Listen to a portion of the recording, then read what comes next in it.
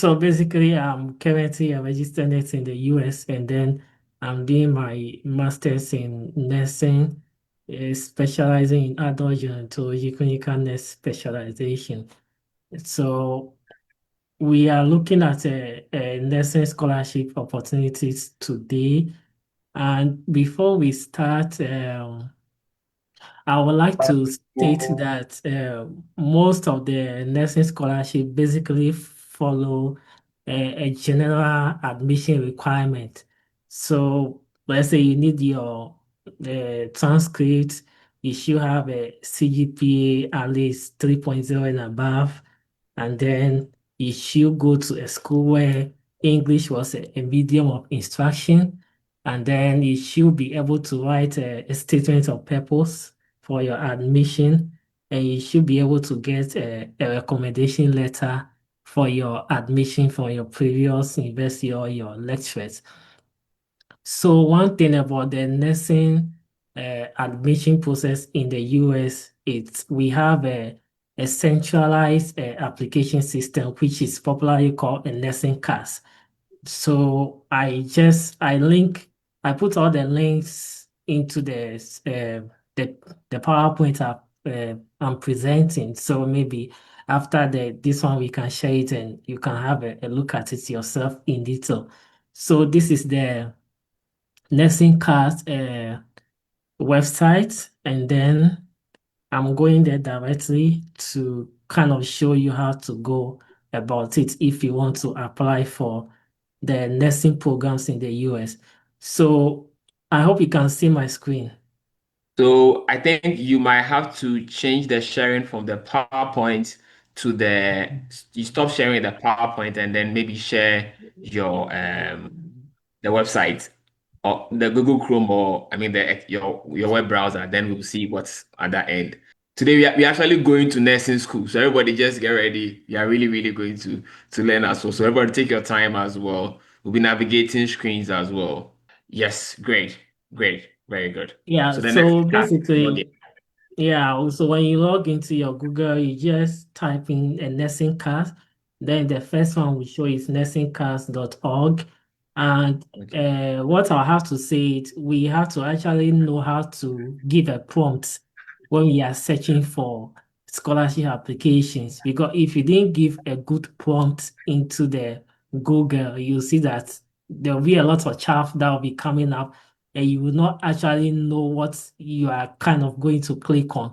Yeah, the same thing applies to AI. If you didn't give any good prompt, you see that the output is going to be like not what you are expecting. So this is the link. Yeah. So when you open the nursing card has about 273 schools that are joined together into this centralized application, just as the same thing for people that are applying for public health courses that they call SOFAs. And for the nurses, it's called nursing cards. So when you come in onto this website, you see that they have about 200, okay, it's even 278 schools and counting. So when you come here, then you click on start, you click on getting started, then you come to apply now. So when you come to apply now, you will have to select the term or the term you want to apply for. So they have summer 2025, fall 2025, which has already passed. And then Yeah. we have winter 2026 in progress, spring 2026, summer 2026, fall 2026, and winter 2027, and spring 2027. So when you click, depending on the term you plan on starting the program, when you click on it, it's going to give you all the schools that are admitting for that particular term in the US, which is which is all like nursing program or nursing schools. Yeah, so let's consider for 2026. So when I click on it, you click on apply. Yeah, so it will send you to a login or you create an account. Already, I have an account with them, so I'm going to use my own to demonstrate how it will work. So I'm going to sign into my account.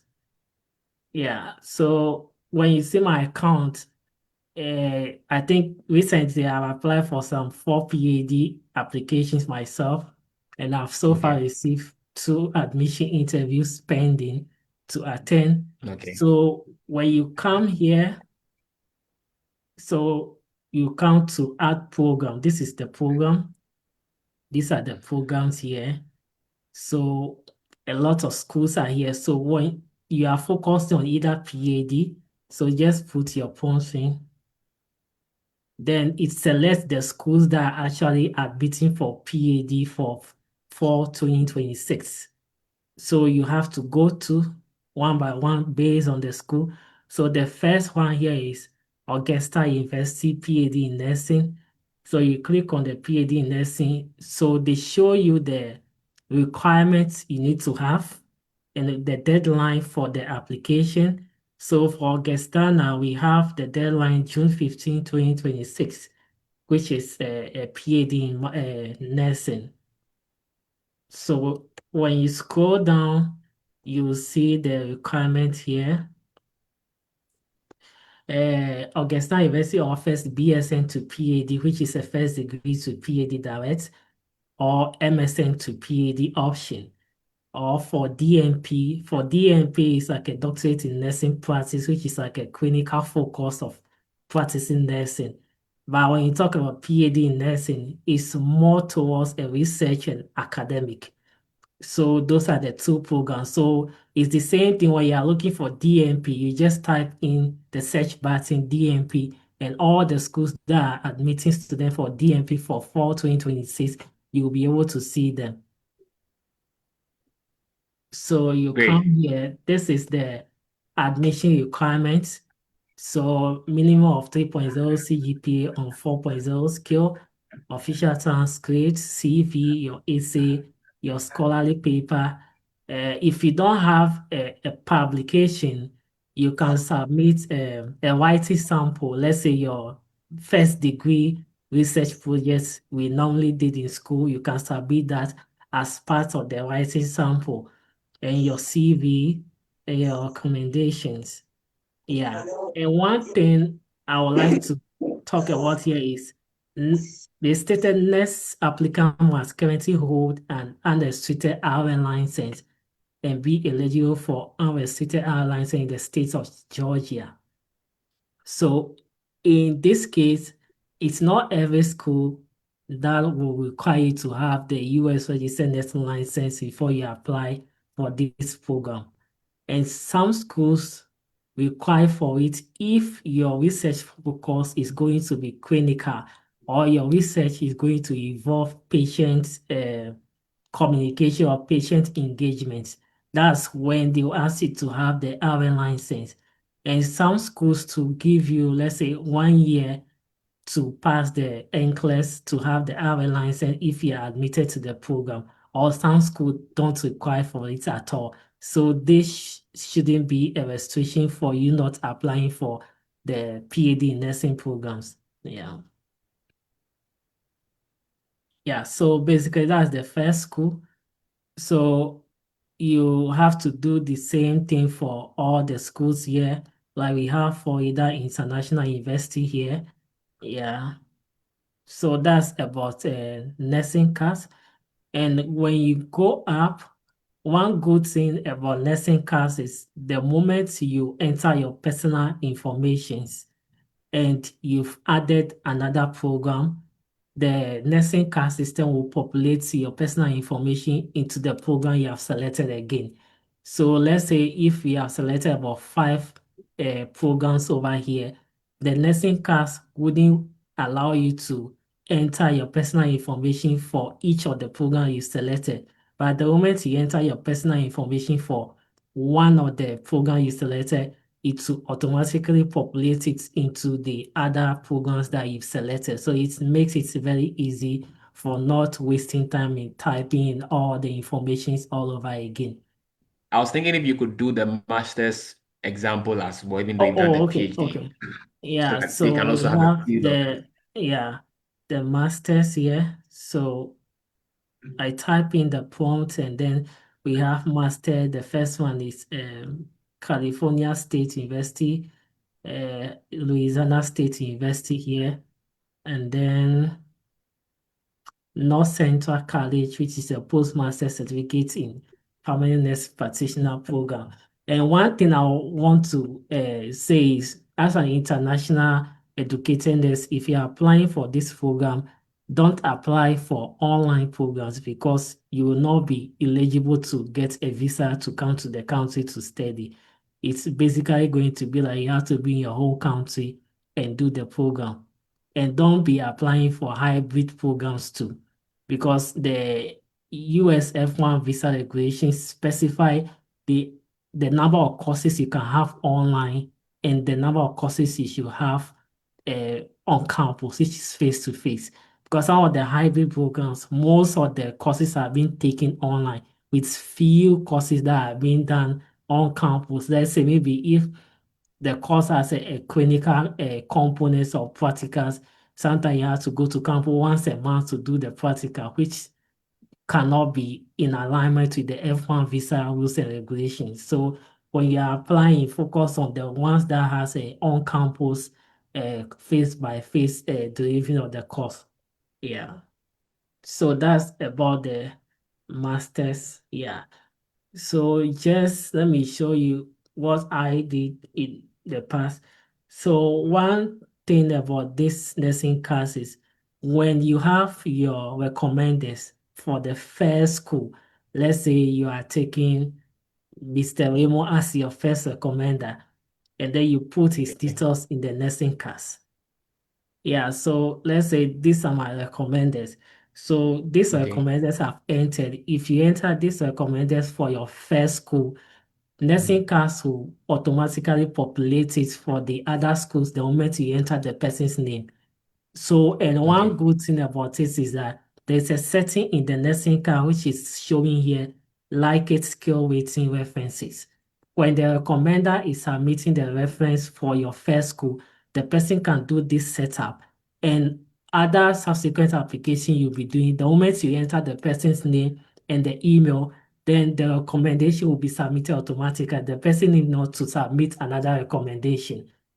So if you're applying for 5 schools, the moment Mr. Raymond did the first recommendation for you, the next one you enter his name, it will come automatically. The next one you enter, it will come automatically. So you need not to be contacting the lecturer each and every time for every school that, oh, I want the recommendation to be done for this application. Yes. So that's basically I, what I did over here. So you make the work simple for you.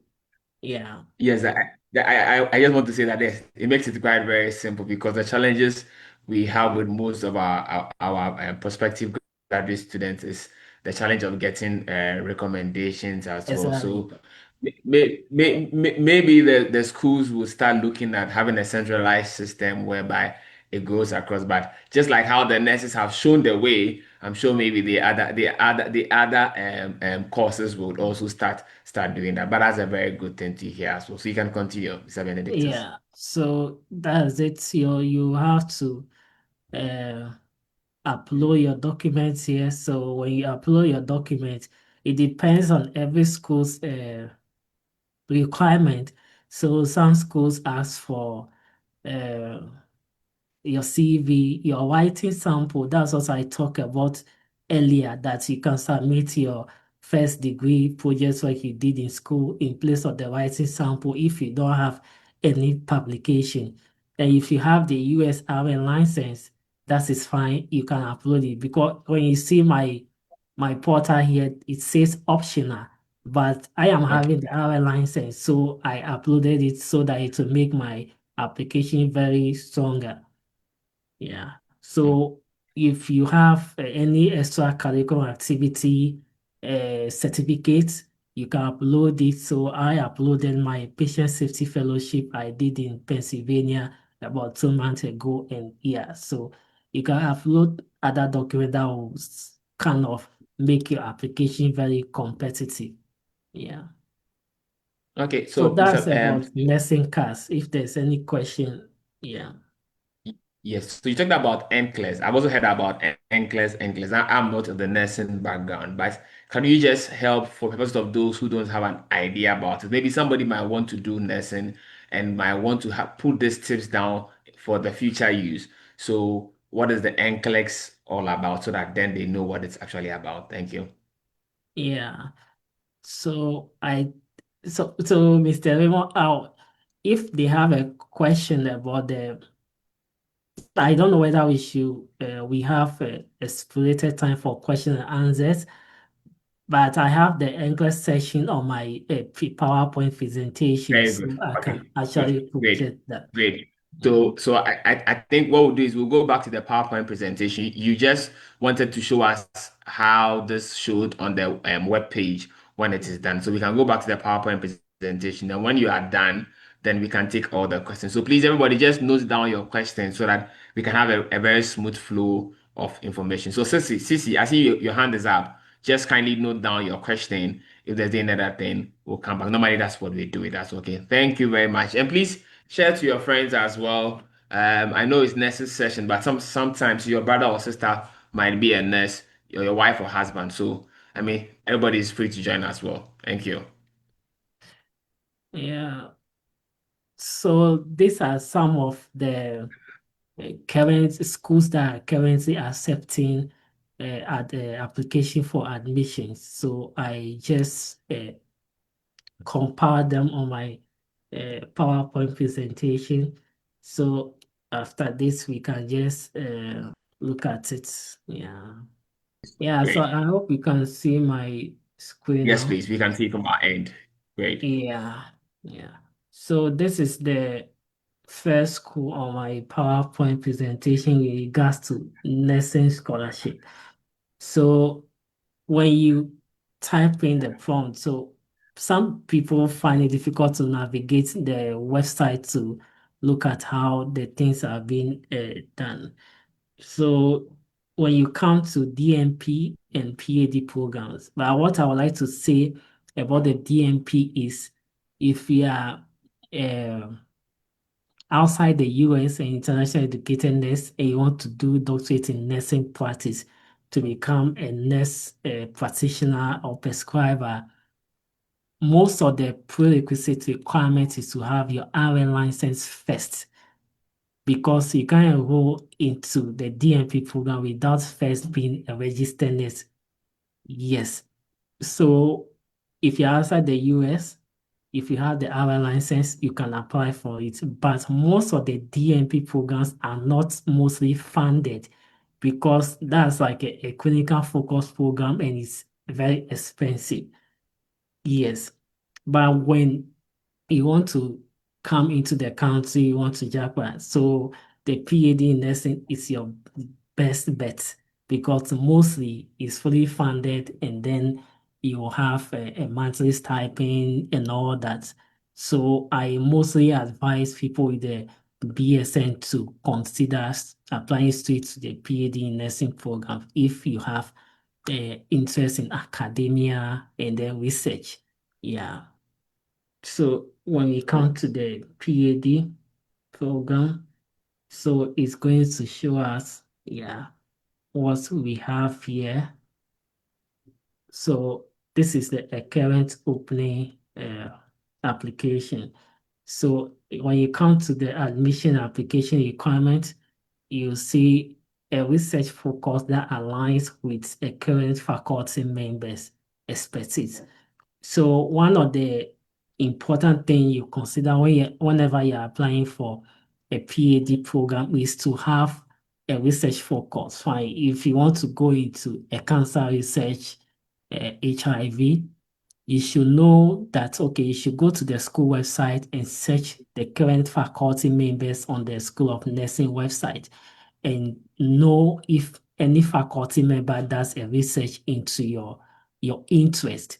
So in that case, when you submit the application and you indicated that in your SOP, it make your application competitive than you choosing a research interest which the school doesn't go into.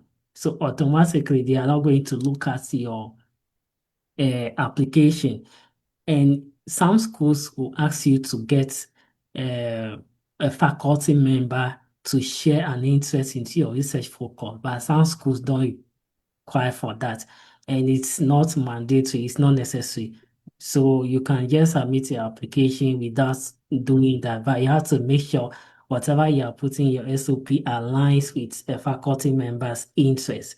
Yeah, because so far the ones I did, even though I had a proud Zoom meeting with two of the program directors, but the other ones I didn't have any engagement with them, but still I have an invitation for an interview. So it depends on how you craft your SOP. Yeah. So So, but this, yeah. so not to cut you. Mm. It doesn't mean that those who are applying for the masters wouldn't get the level of funding, or there's funding for the masters in nursing and then also for the PhD in nursing. I want you to clarify that. Yeah, so it that depend on the school, but to Okay. be specific, most of the MSN program or the master's programs are not fully funded. It will be hard for you to get a fully funded master's in nursing. Yes. So if you will get there, you are expecting a partial funding. Okay. Yes, yes, expecting the partial funding. But when you are considering the PhD and you put in a maximum effort, even if it's just an hour a day of your busy schedules, you sit down, draft something small, the next day, 1 hour, you see that you are making a little progress towards what you are trying to achieve. Yeah. Okay. So it's what I said So earlier. Mhm. sorry. I know that some of the questions will come, but I want to clarify so that when we get there, they don't ask that question. So it means that those with BScs can apply to PhDs as well. You don't necessarily need to have a master's to apply to the PhD because No, I no, think I heard no. tell that they Yeah. can consider that as well, right? Yeah, yeah, you can apply diversity. Even some of the PhD programs are 3 years and some are 4 years. Okay. So yeah, some are 3 years. In 3 years' time, you are done with your PhD, depending on how you are able to write your dissertation on time. But some schools has it for only 3 years. Some schools has it for 4 years. So yeah. So some of the schools, when you go to their website, they'll ask you like to select an option, whether you want to go for the 3 years option or you want to go for the 4 years option. Yeah. So basically, it's about how to apply the same thing. So when you see here, you go to the nursing class. That's why I talk about the nursing class earlier on, so that you'll be able to understand how to navigate the nursing class. Yeah. So you submit 3 letters of reference, your CV, and then your sample of scholarly work in the nursing class, if that's your writing sample for the BSN project work. Yeah. Okay. So you go back to the PowerPoint so that then we take through the other things, the NCLEX and then the license and other things as well. I think here it's quite clear for everyone. So I have the second school here. So like yeah. So I think we can share the PowerPoint, the links. So later on, if we are Okay. done with it. Yeah. Sure. We'll do Mhm. that. We'll do that for our audience as well. Yeah. So there are other options over here, which I put here like curriculum practical training schools. Uh, So the curriculum practical training and then OPT, which is called optional practical training. There are differences in between. So the curriculum practical training goes with like you having an let's say an internship once you are in the program, and the internship you'll be doing should be related to your major that you are doing. And that has to be authorized by your school designated official on your I-20 before you can engage in that internship outside campus.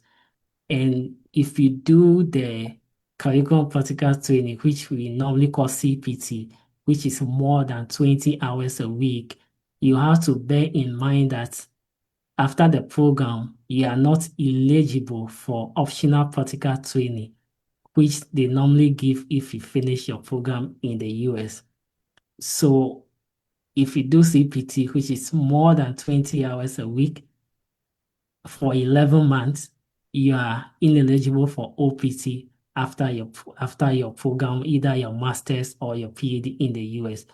But to put in a secondary plan or a plan B, if you are a nurse and you come in and you have your hour license and you know you are doing your CPT and you are doing it a full time and more than the 20 hours a week, then you can actually apply to some of the nursing agencies. There are a lot of nursing agencies in the US that change the status for F1 student with the US nursing license.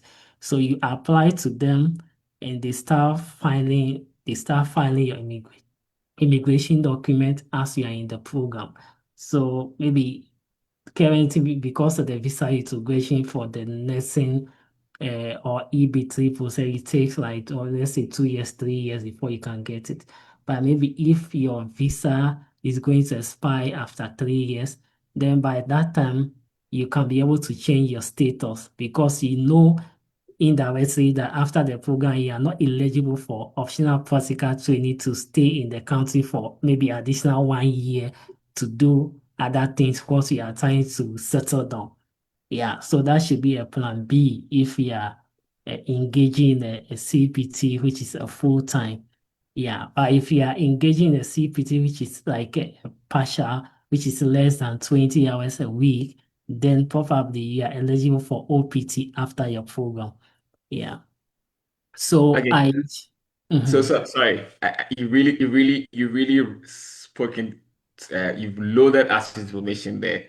So just to help the, let's call it, I always call myself a layman to bring in understanding. So Mhm. the CPT is available as an internship that is related to the course you are doing for F1 Mhm. students, which Mhm. is authorized by your DS, so your designated school official.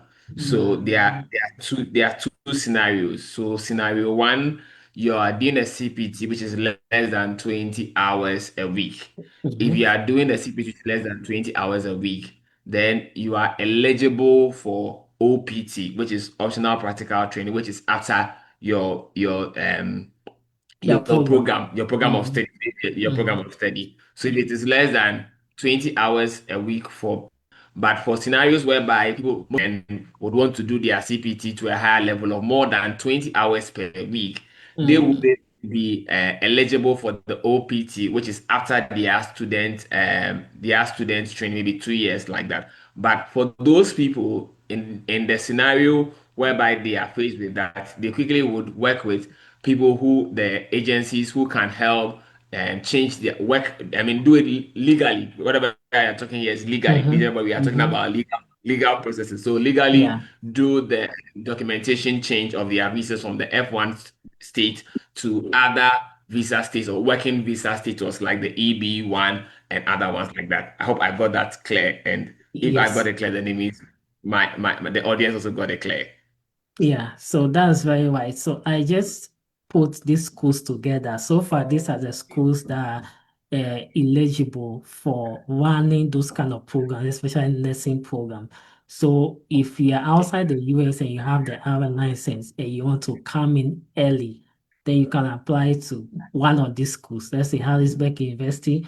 They have masters in clinical nurse leadership and nursing informatics. So, but in this case, you have to pay for your own fees.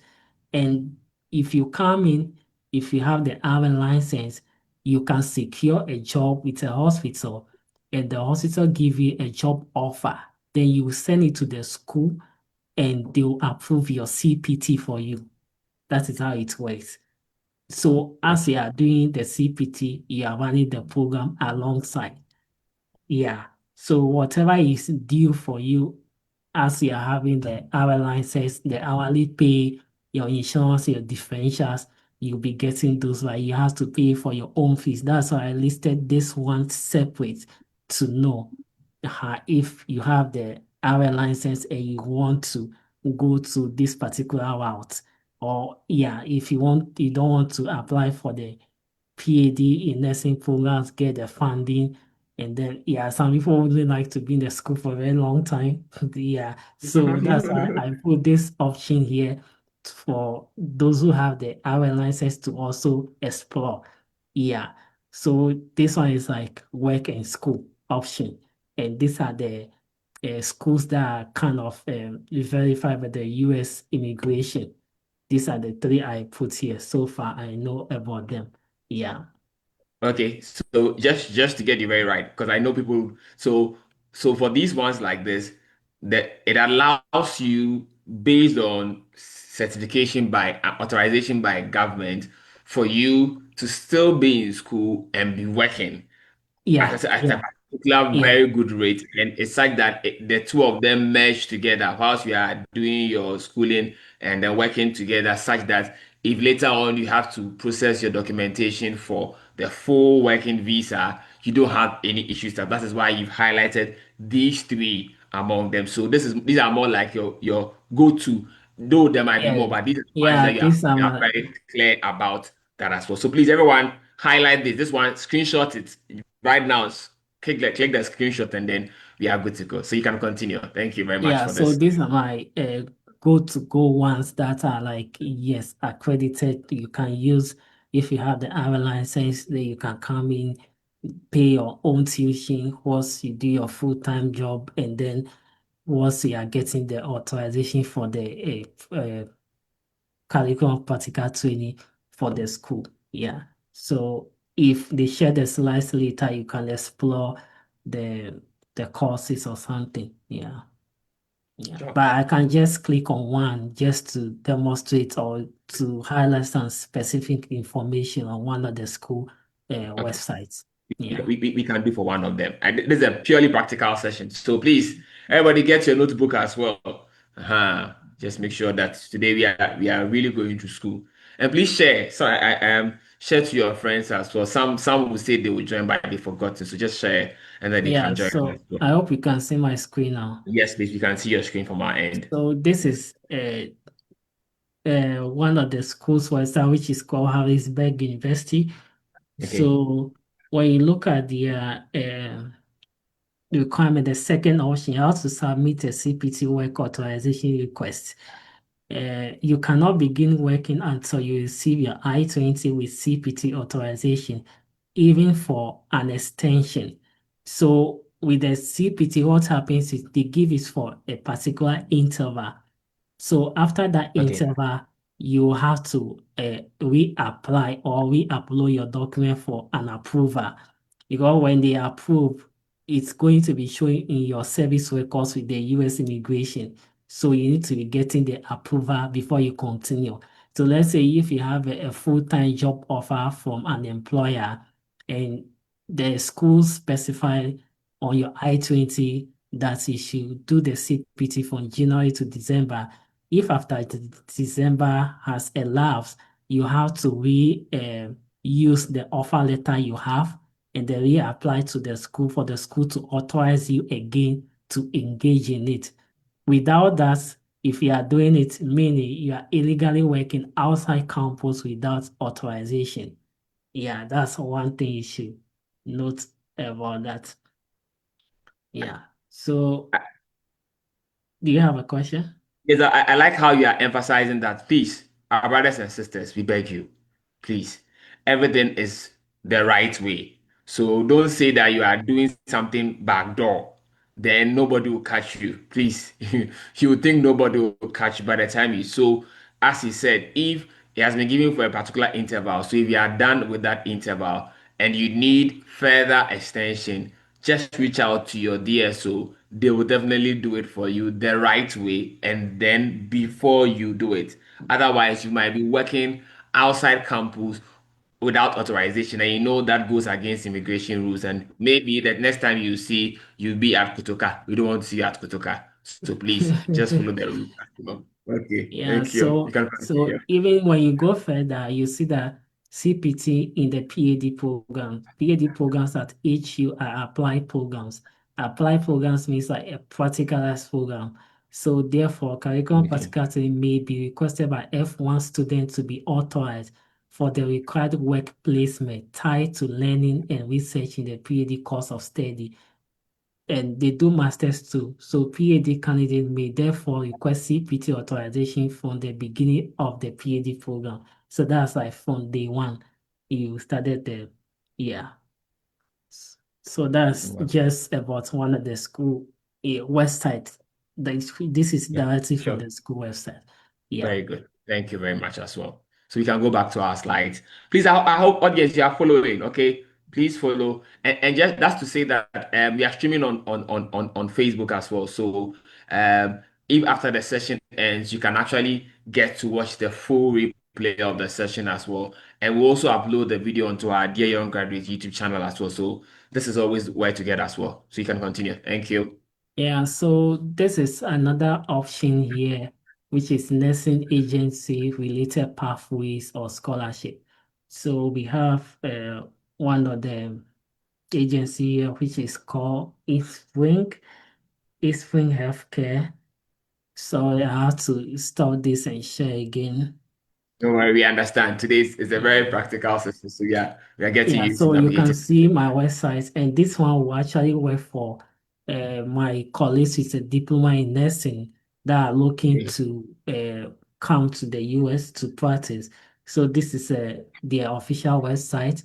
So this is an in-spring healthcare.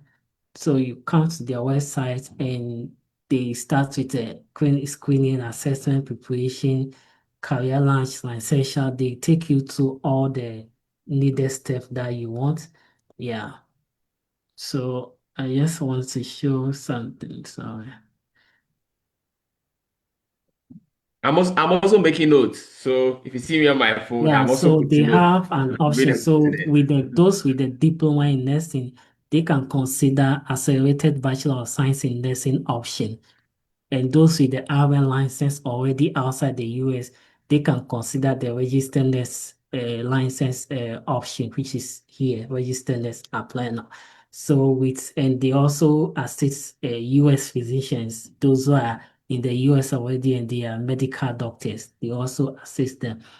So in. with the accelerated Bachelor of Science in Nursing, you have to go with those who has a diploma in nursing. So when you click on apply, so you come here, they ask you, where are you currently based? I reside within the United States. I reside outside the United States. So you are choosing, I reside outside of the United States. So you click on that. Yeah, so you start the application process for the BSM program. So you enter your basic informations, then you click on submit. Yeah. So that's one of the nursing agency pathways you can consider. Yeah. Yeah, I know people might be thinking why Empower scholarship on my slides. I know a lot of people knows Empower is a loan something that's yeah. But the last time I was doing my PowerPoint, I searched and I saw that they have some, let's say, minor scholarship offers that are not like necessarily a loan that you don't have to pay for. You just have to apply for it if you are being selected, you are being given that particular amount to support your study. So I see it to be necessary to put on the PowerPoint presentation so that people can look at it. Yeah. Very good. Thank you very much. So please, Empower is only for loan. Those of us who know Empower as loan, please, they have some scholarships as well. So let's access that as well. So Thank you very much, it's a Benedict. So this one, to those of you who are not even nurses, you see why you had to join today's session. You see, the rapport is always flowing as well. Thank you. yeah, so this what I've seen here. Yeah. Say they do that like at the end of every month. So this month, like this, the deadline 31st December 2025. Scholarship are awarded annually to international and DACA students enrolled in Empower eligible schools. Eligible So schools. yeah, Okay. so the Okay. requirement is to for a study in the US. This means that the applicant needs one of these criteria, has a valid visa that permits study in the US. So let's say you have admission in a school that they normally support and you have your F1 visa granted, then you can consider this option to apply for some to supplement your income or your, how will I say it? your finances. Yeah, let me put it Um, that way. okay. Yeah. So this is just a basic application information you can just carry out Okay. with your, yeah. So I didn't necessary to put it on the slides. Yeah. I mean, Yeah. I mean, that's one thing Lois usually says, our founder, co-founder as well. She says that when it comes to scholarships, you don't neglect this one or that one. Yeah. Yes, the fact is most of the time we all want a fully funded package altogether. But Yeah. sometimes the fact is you might get a little bit of piece scholarship. And when you get about Yeah. piece Exactly. scholarship, and then you add them together, Yeah. the is almost like a fully funded scholarship. So don't say, Mhm. oh, this one is just 10,000, 10,000 maybe a year there. You there, you Yeah. save it, but it's better to get 10,000 than to get zero. So you Exactly. get 10,000, 10,000, 10,000, add them together, and then you are good to go. Just that some scholarships will say that maybe if you get the scholarship, you can apply for the other one. But as we always say, read the rules and the requirements as well. So just don't ignore anything. A scholarship is a scholarship. Thank Yeah. you. All right. So that's about that one. So we are coming to how to start the licensing process for the registered nurses. So you first have to be, let's say, a diploma nurse or you have a degree in nursing. And then the first step is licensure is a state based in the US. So every state has their own requirement for licensing. So you have to know the state in which you want to license in. If you want to go by New York, Texas, Montana, California, and yeah, so you have to know the states you want to go with because the requirements vary. And the second step you need to do is to do your credential evaluation. That is to determine whether your nursing education outside the US, whether you're a Ghanaian, Nigerian, or any country, either your nursing education is comparable to the US basic nursing requirement. And there are some agencies that you have to use if you want to engage in the credential evaluation. So the common one that we know, we the nurses we know is the CGFNS, which has been there for several years now. And the second one is ERES, and the third one is Joseph Sidney. So I will take you directly to the USCIS official government website to show you the agencies that approve to be doing credential evaluation, the one that can do a visa screening after you pass your NCLEX. Yeah. We'll navigate back and come back again. Interesting. Yeah. Yes. Yes, please. If you have a brother and a sister, a wife, a husband, an auntie, and a nephew, niece, please let them come and see. We are giving the Apple free everything for nurses. Your Christmas bonus, so that 2026 you will definitely be in the US pursuing something in nursing. And thanks to Brother Benedictus as well. So you can continue. Yeah, so this is the US Citizenship and Immigration Services and Health Worker Certification. So the Health Worker Certification comes after you pass your NCLEX. So which we normally call visa screening if you want to apply for your green card or your EB3 uh, visa to settle in the US as a permanent resident. So the US immigration has approved some agencies that do those kind of visa screening certifications. This is their official website. Yeah. So when you come here, you come to organizations authorized to issue health workers certification. So click on that, and they have listed about five agencies here. The following organizations are authorized to issue certification for the following health worker occupations. The Commission on Graduate of Foreign Nursing School, which is the CGFNS, is now their new name is True Merit, which is not showing here right now. Is authorized Okay. to issue the certification for all seven healthcare occupations. and the National Boards for Certification for Occupational Therapy. Those are occupational therapists. And Foreign Credentialing Commission on Physical Therapy and Joseph C. and Associates, they do it for nurses and other occupations. And International Educator Evaluation, which is IEE, which is recently added to the list, authorized to issue a visa screening for nurses. So the reason why I take you guys to this website is when you are doing your nursing credential evaluation to be make eligible to take the NCLEX, it's important to use one of these agencies from the word go. Yeah.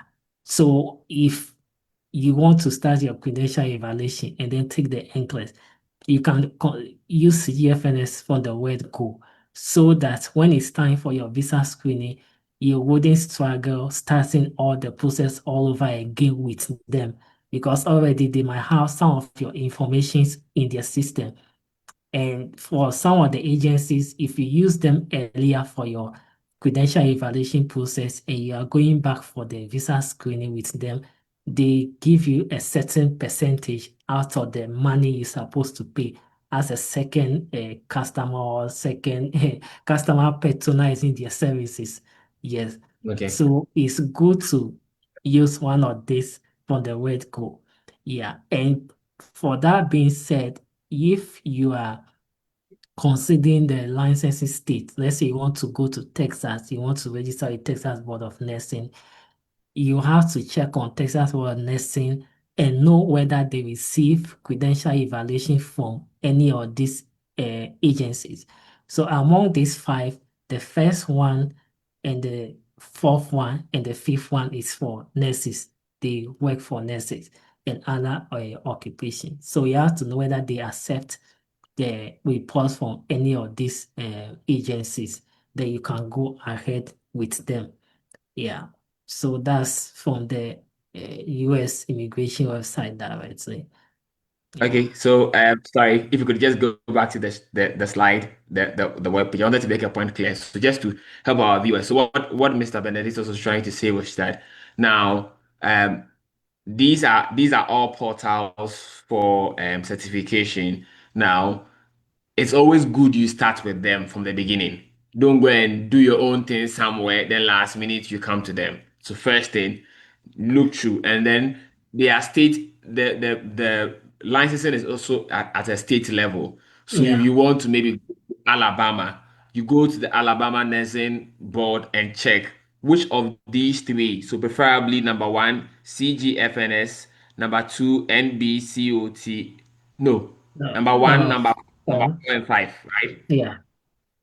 Number one for so CGFNS, then JSA, and then Hmm. IEE. These three. Yeah. So you Yeah. check from the maybe Alabama's nursing board, which of these three they work with. Then you might choose. Maybe you are California.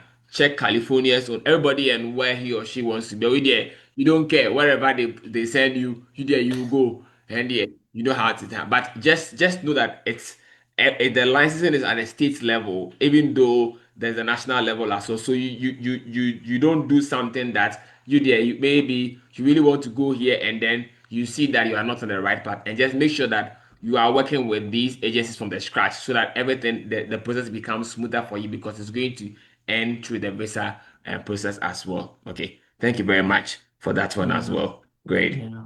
So now, when you are done with your credential evaluation, the agency that you are using will send your reports to the nursing board you have registered with. So that's why it's important to register with the nursing board first. Then you continue with your credential evaluation. That's why I place it as step two, step one. And when they send your report to the nursing board is going to review the report and make you eligible to sit for the NCLEX. So when you receive that eligibility, then you come to step three. Step three is register with a Pearson view to receive authorization to test, which we normally call ATT. And usually, the PSNV is same as the NCSBN, National Council of State Board of Nursing. They conduct the licensing exam. So you register with them and then you get your authorization to test.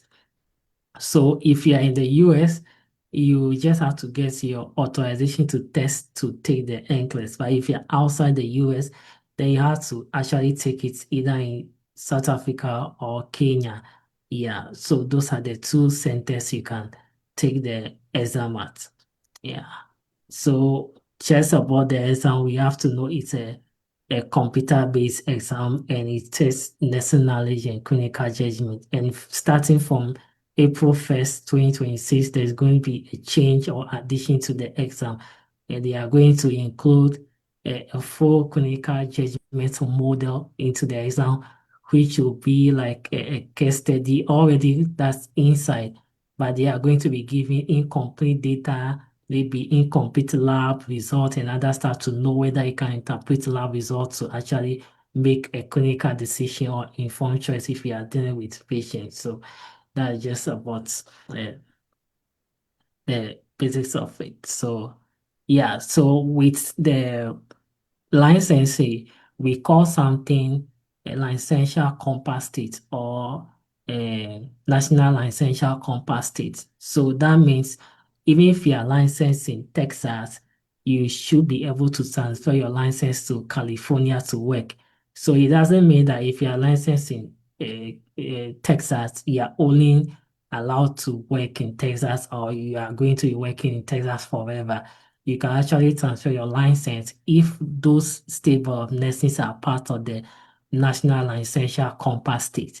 That's why I put in this map inside the ones with I don't know, I'm not good at colors. The ones with is it purple or which color? Ash So color. there's so we use the word purple, ash, and then blue, Yeah. just So to help yeah, everybody. Some will the say it's one pink, but don't worry, it's purple, ash, and blue. And no, no, no, yeah, the no, one with no the worries. ash color, the ones with the ash colors are the ones that are part of the national licensure compass state. So meaning if you are licensed as a nurse in Ohio, you can transfer your license to Texas, uh, Wyoming, To Montana, and Georgia, and other state Virginia to practice. And the ones in the pink, they are not part of the national essential compass state or they are pending legislation for approval. So meaning if you are licensed with them, you wouldn't be able to transfer the license to another state to actually practice unless that legislation has been approved. So every year there's been an update with it. So if you go on Google and you type in your browser national licensure compass state in the US, they will give you see the pop-up with the map showing with the indication of the colors. Yeah. So that's just something to note. Yeah. If you are waiting to, yeah. So, and after you pass your NCLEX exam, mostly if we consider the EB3, which is the green card employer sponsorship pathway, or we consider H1B route, which is a work permit, and the H1B is mostly for people with a first degree in nursing. It doesn't apply to a diploma in nursing because the requirement by the US immigration for the H1B is supposed to be minimum a degree in nursing. But with the diploma and degree, you can consider the EB3 employer sponsorship if you're outside the US, or you consider the school routes, just as I explained in the earlier slides in regards to the curriculum practical training options. You can consider those options, or you can consider the PhD in nursing option, whichever one works best for you, or whichever one you want to like go with. Yeah. Yeah, so basically that's just about the little I have for wow, wow. yeah Wow, today. wow. In So fact, audience, show Mr. Benedict to some love in the Zoom. You can sprinkle the love, you can sprinkle the celebrate symbol. Shall I show him some love? He's really, really, really, really giving us a hand. I can see Richard throwing some. Yes, you really, really enlightened us on the process. Thank you very, very much. So what we'll do is that he's taking his time over the past 15 minutes to explain everything, taking this time to make it as practical as possible. So what you're going to do, you're going to take some questions. So first, in order to make it quite easier, you can take your time and type your question in the comment section. Those on Facebook, I'll pick the questions from Facebook as well. So those on Facebook, just take your time and then type so that you can have it in an orderly manner. Whilst you are typing your questions, a few questions have already come in. So there are two questions from Mr. Richard. I mean, thank you, Richard, for joining us as well. So Richard says, first question says, please, I learned you need to have a state license before you can pursue a master's in nursing. Please, is it true? And then is there a way around it? And are there any schools that waive that? So kindly confirm if you need a state license before you can pursue a master's in nursing. Is that really the case? Yeah, so let's say we have some of the masters in nursing programs that are not, let's say, clinical focused. Let's say you want to do nursing informatics. For the nursing informatics, there's no need to have the RL license before you can enroll in the program. Yeah, there's no need to have the RA license. But if you are going for a master's in nursing that has to do with a specialization, let's say you want to be a family nurse practitioner, a gerontology clinical nurse practitioner, a women's nurse practitioner in those courses, you first need your RA license before you can enroll in those programs. Yeah. So you will have to choose a program that is not clinical focus. Let's say nursing informatics, nursing education. Some schools also do nursing education programs. So you have to consider those ones. But if you are going into specializations at a master's level, the prerequisite requirement here in the US is to have the RN license. And here, specialization in the US starts at the master's level, not as a first degree level. Yes. Yeah, Okay, so it confirms that the state licensing is important before you can do that, right? yeah, based on the course, yeah, you've chosen. Yeah. Yeah, Yeah. just For most okay, of the great. So, next masters in this okay, program. good. Very good. Then there's another question. So are public health midwives and mental health nurses eligible for the state licensing? Yeah, so I don't know of which if you say public health, it should be specific. Like, are you referring to public health nurses or people who do public health and they go into disease control, health promotion, and yeah, so like I don't know which one is. Okay. Yeah. Okay. So we can do the midwives and mental health. So Richard, you can do a follow-up on that one whilst Mr. Benedictus answers the midwives and then the mental health nurses one. I think that one is quite clear. Yeah, so for the midwife, I know the midwife can use. I know a midwife who was my colleague at the university who is licensed in the States here, and Great. the midwife can use ERES, which I show on the slides earlier for their uh, credential evaluation process. Yeah, Okay. but if you're a midwife, you don't have to go with CGFNS and Joseph said it because they are probably going to state your nursing education in Ghana is not comparable to the US basic nursing requirement or you are omitting some courses. But if you use the Okay. ERES, they will be able to give you the clearance. And you have to also look at the State Board of Nursing that accepts the midwife for the licensing exam. And I know of Virginia, that State Board of Virginia Nursing Board does that. So you have to check. So it's very important to check on the Board of Nursing website to confirm. Yeah, but I know a midwife who has passed the NCLEX and license in the States. Yeah, and you can use the ERES for your credential evaluation on the start. Yeah.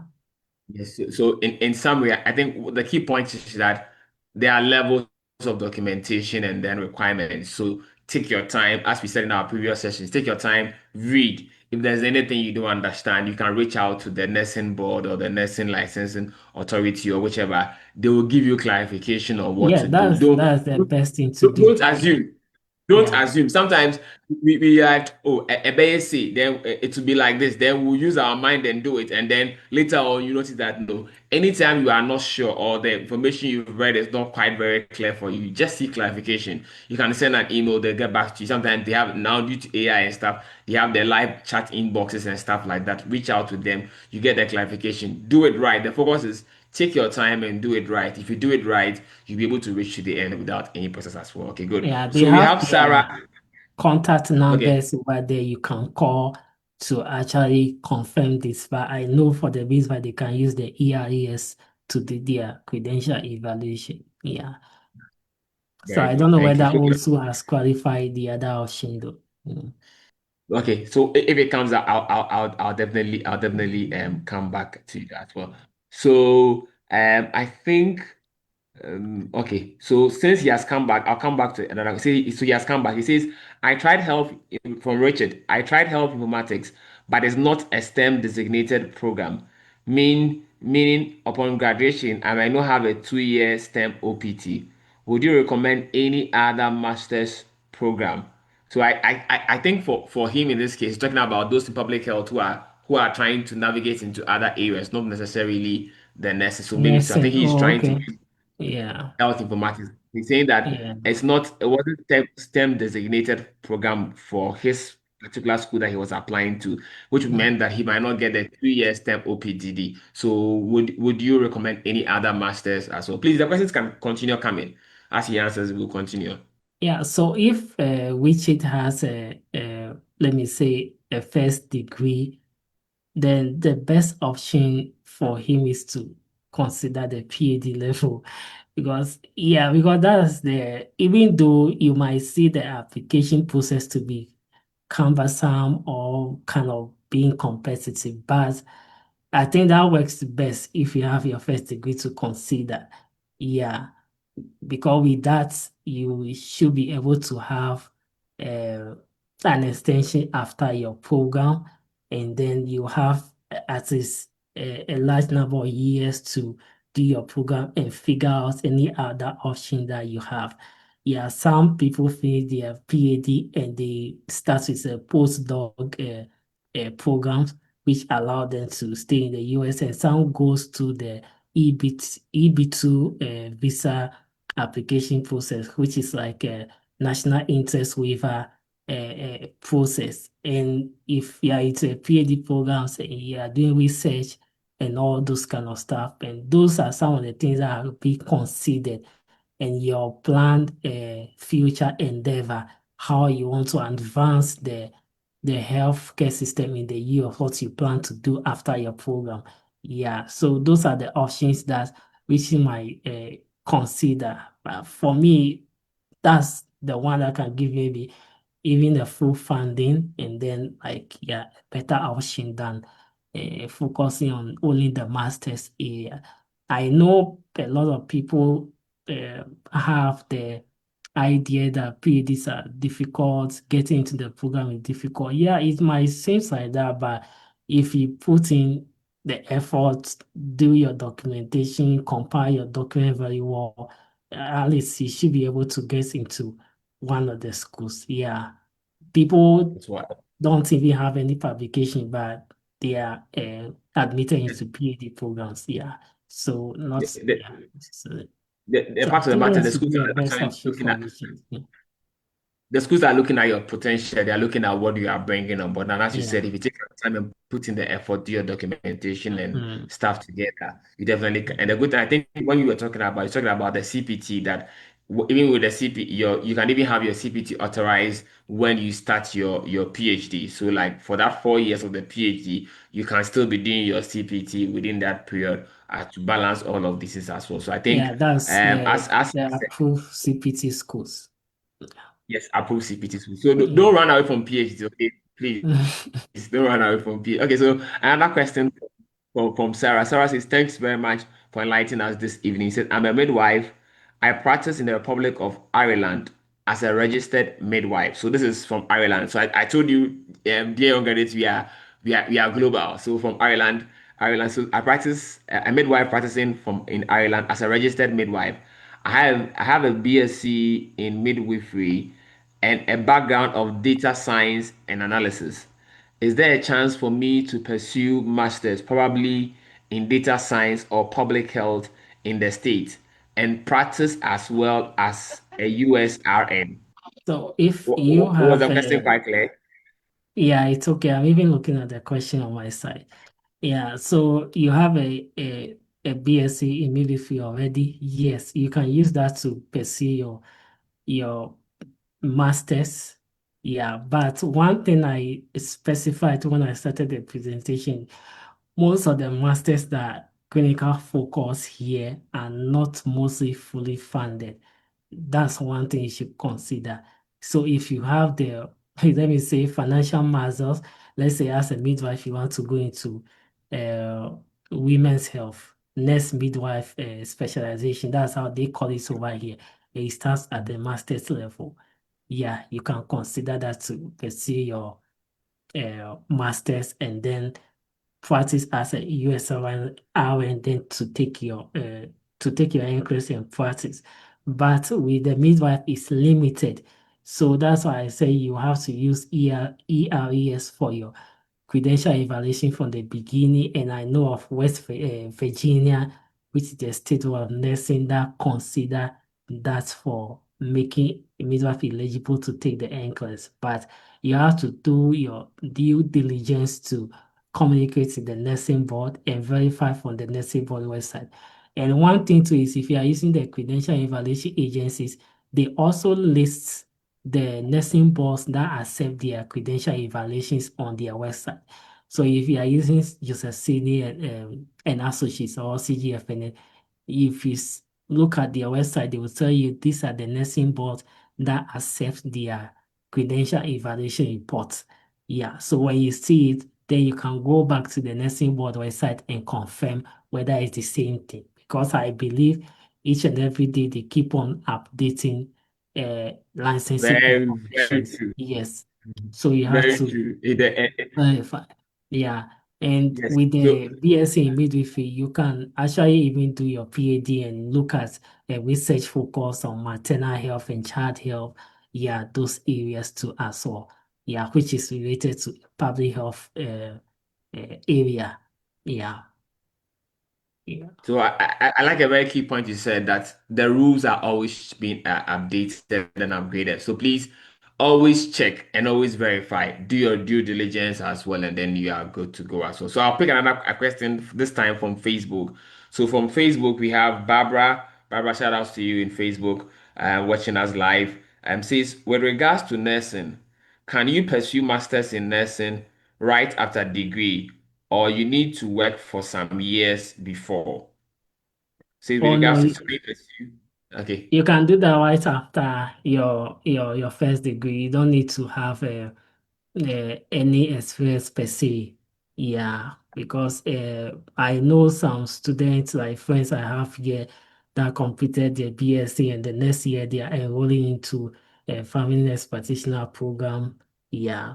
So far as you have, if let's say a Ghanaian, you have, let's say we do clinicals as part of our program, even Nigerians or any other country. So yeah, that also shows that you have at least a clinical experience. Even in national service 1 year that you do is also part of your clinical experience that you've gathered over the years. So that should actually propel you through the admission process. Yeah. Okay, very good. So a question comes from Blessed Royal. She says, are there opportunities for someone who doesn't have a diploma in nursing but has a degree in psychology? Can psychology people navigate their way in here? Yeah, they can. So okay, the PowerPoint I presented was much focused on nurses, I Okay. understand. But with the psychology, you can consider the school route, which is like the most popular route. And there are schools that does PhD in psychology and related uh, courses. Yes, so I know for the psychology, you might have other branches that people go into clinical psychology or counseling and other areas. So let me see the name. So he's checking, Cybernetics is checking on that. So Yeah, just present well, yeah, you can consider the school as for the um, psychology program if you are interested in academia. So yeah, you can consider not necessarily be a nurse before you can jump out to another country. So okay. yeah. As you are saying, there are most of I think Lois, I mean our Lois, our founder, Nana Duma and the team, and then I mean our panelists who have come here have also said that don't limit yourself to this is the course I did. I did, let's say, agriculture. I Mm-hmm. did mechanical engineering. So I can only apply to masters in mechanical engineering. No. At the master's level, at the graduate level, you can always apply to related areas. If you did mechanical engineering, you can apply to agricultural engineering. You can apply to some level of environmental engineering. You can cut across, and that's what you should know. So if you did agriculture, you can apply it to agribusiness, agri-technology, project management.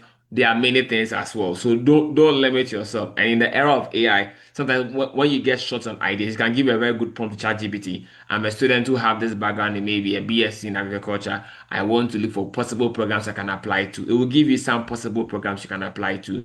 Then you do your due diligence, go and check on the various schools website that are eligible for that. You do your background thing and then put your application. Good job, you are good to go. So don't limit yourself one way or the other as well. Yeah, So even we'll, not to cut you, even to say that there are schools here in the US that admit non-science students into Masters in Nursing program. So they do it's great. like a bridge program from BSN to Masters. Then you meet the prerequisite requirement to take your State Board of Nursing NCLEX exam. Yeah, but that one has to come with out-of-pocket payment. There are schools that does those programs. They admit non-science students into the program. Maybe the person was in engineering or another program, the person want to go into master. They have those requirements, and you need to meet some prerequisites requirement before they admit you into the program.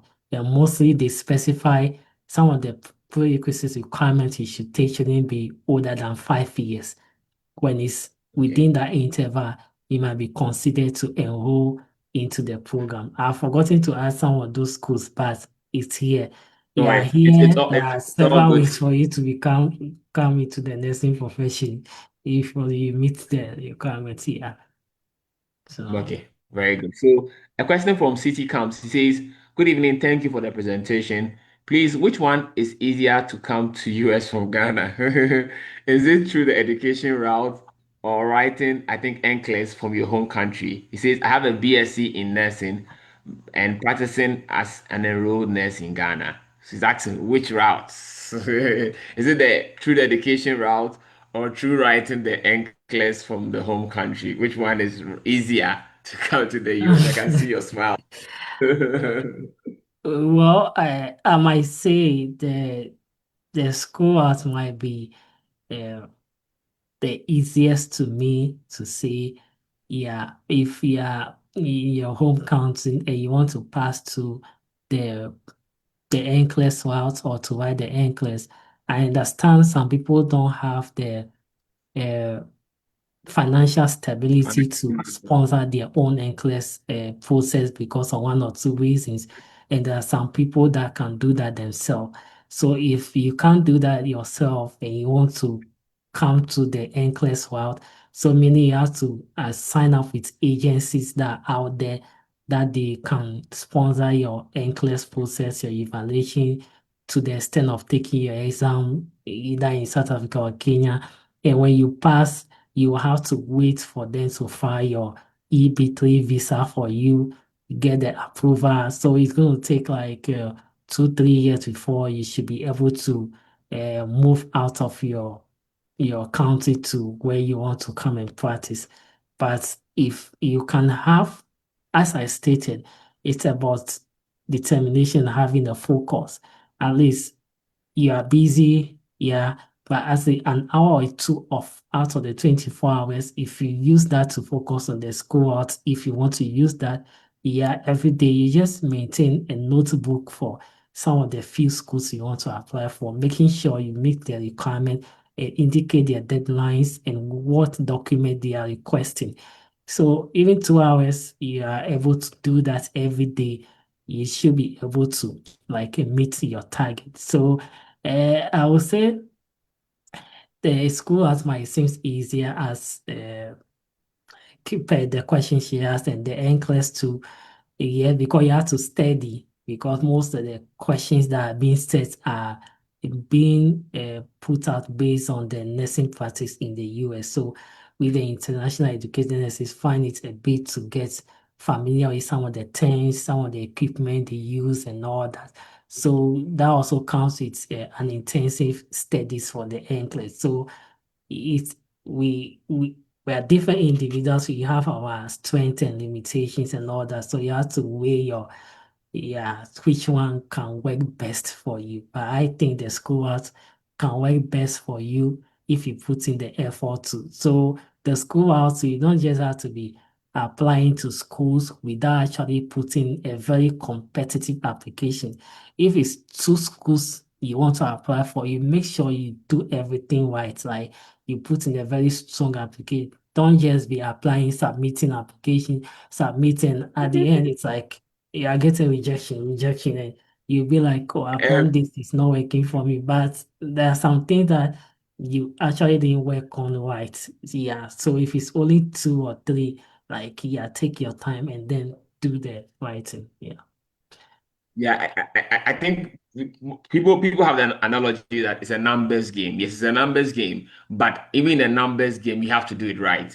It's better to apply to four schools, give it the very best, and you will get two out of the four than to apply to 10 schools because they say we should apply to plenty schools, then you apply to 10 schools and then you just apply anyhow, and then it comes and even the one Yeah. school that you had, they put you on Yeah. waiting list. So you have to put in the effort. I think you have said it several times throughout today's session with that dedicate some time. If it's an hour, you are dedicating. If it is 2 hours, you are dedicating. Just you see, fact of the matter is that you will not have that time for yourself to do this. You have to make that time to do it for yourself because you know how it's important to you. So if you sacrifice the time today, we are in 2025, like today is 20th.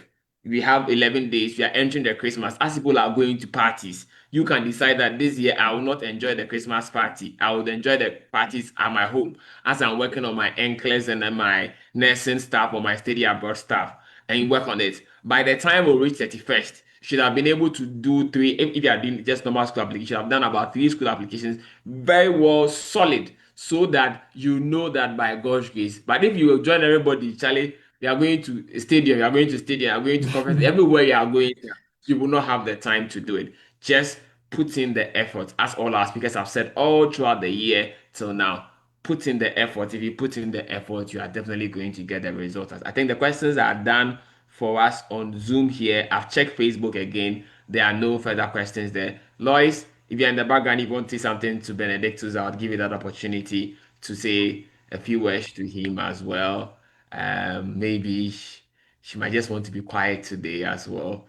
But I want to, on behalf of the whole team, the whole Dear Young Graduate team, started with our sessions from the beginning of the year, did various sessions. We had a session with the AIMS. We spoke with them, did a lot of sessions with them. With this Scholarship 101, took our time and guided people on how to go through the scholarship process, CV preparation, SOP preparation, building your online profile, all of those things. We have done all of those things for you. We did scholarship 101 question and answer sessions. We've done the Sweden session. We've done the Erasmus Mundus session. We want to say a very big thank you to all our panelists who have joined us. And I want to thank our audience for joining us all throughout from the beginning of the year till now. And we are glad that today, being 20th of December, we are all entering Christmas looking forward to a very fruitful next year, 2026. Definitely trust, dear young graduates. We are glad to for you to have joined us, has made us your study abroad podcast or program of choice. How would we feel if you are doing the session and there's nobody in the audience? I mean, it can't go on, but we have been with us throughout the year till now. I want to, on behalf of the whole team, thank you. And I want to thank the team as well, to Lois, Nana Duma, to Mimi, to Danswa, to Benny, my twinnie, Baba, everybody on the Dear Young Graduate team. We've done a very yeoman's job this year. And I pray that by God's grace, everybody will be well and that we would all be able to make it to next year and we would see good news. And we'll have some of the people who have joined our audience, who have joined and have now been able to make it to the other side, like how Amdia, who during the Emma's Postmodern session said that last year or two she followed what Dr. Lois was saying, and then now she is there, so she has now become a panelist. We always want to be that those who come and listen to us as audience would make the transition to the other side. Then you come and tell us that yes, whatever we are actually saying is what is good as well. So thank you very much. I think before we go, Benedict, I think there's a question from Blessed Royale. She was saying with regards to the first question, I would like to go into nursing rather. So the person the degree in psychology. So I think, as you said, there's a bridging method. So some of the schools have the ability for you to bridge that as so you can do the bridge between the BSc into the Masters of Nursing method, right? I think that would help. Yeah, that's the what a I don't know, he can look out for. So what the my profile is on Facebook, just what is showing on the Zoom, so he can just get in touch with me, my DM, then we can take it Okay. from there. Like, yeah. Okay.